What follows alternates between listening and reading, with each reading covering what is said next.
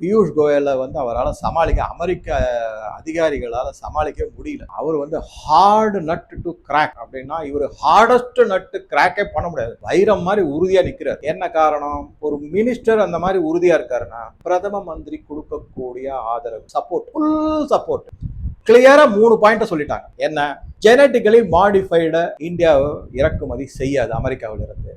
எங்களுடைய விவசாய நலன் முக்கியம், அதை நாங்கள் கெடுக்க மாட்டோம் அப்படிங்கிறது அதில் ஒரு உறுதியாக இருக்காங்க. அதே மாதிரி டெய்ரி மில்க் ப்ராடக்ட் அதையும் நாங்கள் அமெரிக்காவிலேருந்து இறக்குமதி செய்ய மாட்டோம். அது வெஜிடேரியன் மில்காக இருக்கட்டும், இல்லை நான் வெஜிடேரியன் மில்காக இருக்கட்டும், அந்த பொருட்களாக இருக்கட்டும், இந்தியாவில் இருக்கக்கூடிய டெய்ரி ஃபார்மர்ஸுக்கு நாங்கள் வந்து இதை அவங்களுடைய தொழிலை கெடுத்துட மாட்டோம், அவங்களுடைய ஆதாரத்தை இது பண்ண மாட்டோம், சிதைச்சிட மாட்டோம். அது 2வது பாயிண்ட். 3வது பாயிண்ட், இந்தியாவுக்கு தேவை அதனுடைய சுயமான எரிபொருள் சுதந்திரம், அதை தவிர அதனுடைய பாதுகாப்பு. அதனால நாங்க ரஷ்யா கிட்ட இருந்து வாங்குற ஆயில நிறுத்த மாட்டோம். ஆயில நிறுத்து அப்படிங்கிறாரு இன்டைரக்டா, முடியாதுன்ட்டாங்க. ஸோ இந்த 3 பாயிண்ட் பிளஸ் லோக்சபால ட்ரம்ப் வந்து ஒரு பொய்யர் அப்படிங்கிறத நிரூபணமானதுதான் மிக மிக முக்கியமான காரணம் ட்ரம்ப் வந்து இந்த டாரிஃப் எல்லாம் போடுறதுக்கு.